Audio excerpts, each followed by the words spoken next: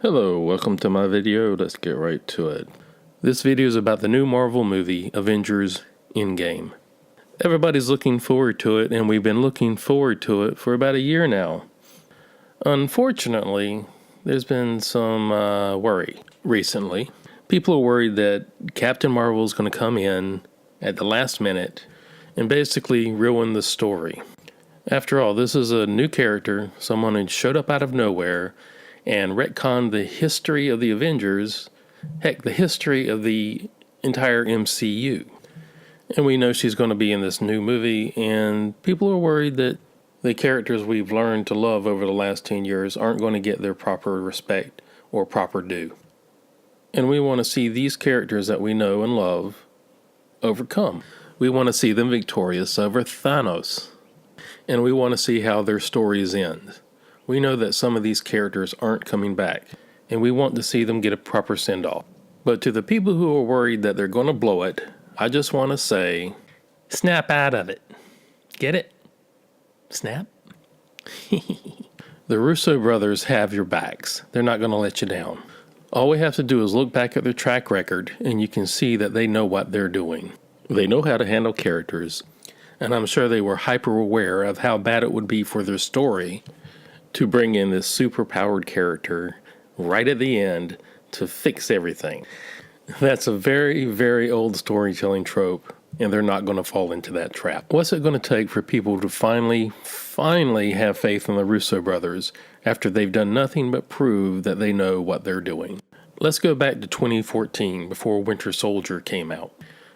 The only movies they had made before that were not great movies, like Welcome to Collinwood and You, Me, and Dupree, and Carf. I'm not saying that. So yes, people had a right to worry.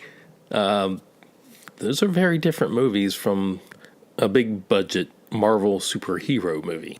And it's understandable that people were kind of wary about whether or not they could handle it.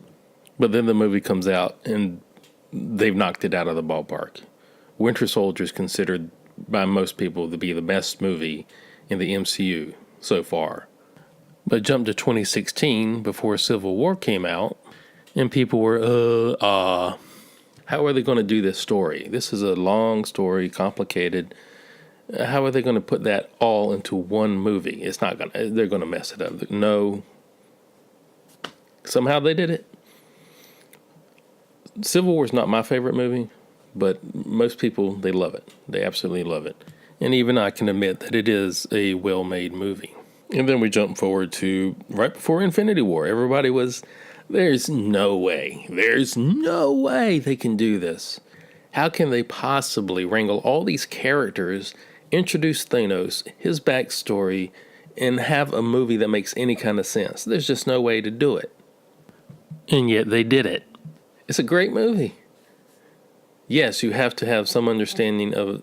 Here's one of the problems I have with Marvel movies. To understand what's going on in one Marvel movie, you really need to have seen the previous Marvel movie. But let's face it, everybody has. This is a great movie. They knocked it out of the ballpark. They knocked it off the planet. $2 billion. This movie was so good. What they did... They had 10 seconds to showing Captain Marvel's emblem at the end of the movie. That little teaser turned Captain Marvel into a $1 billion movie. Without that teaser, nobody wants to see that movie. There's no reason to watch Captain Marvel. Who cares?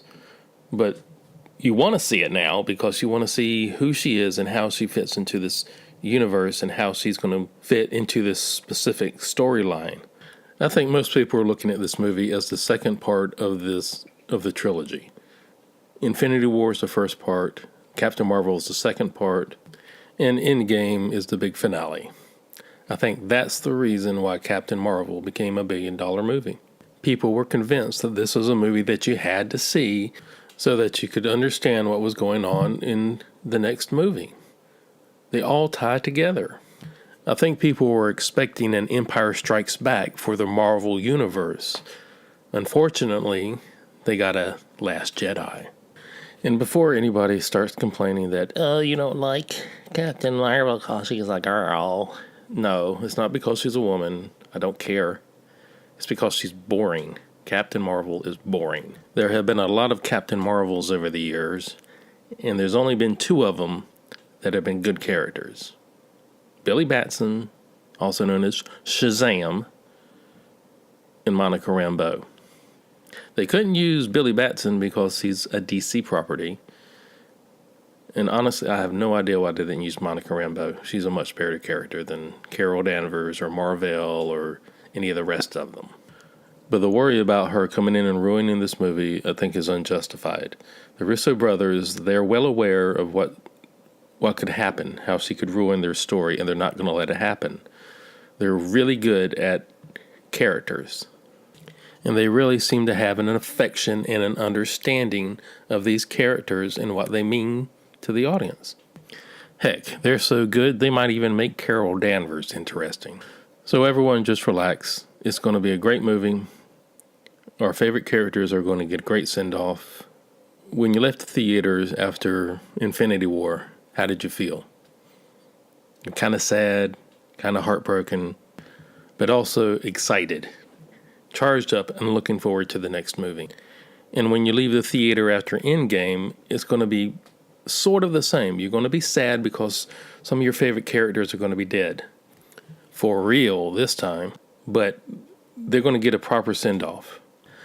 Unlike Han Solo or Luke Skywalker, these characters are going to get the respect they deserve. And that is going to make their deaths mean something.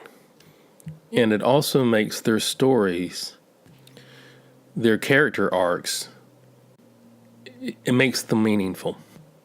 I have faith that the Russo brothers understand that. You have to have a good ending to a story, otherwise it can ruin a great story.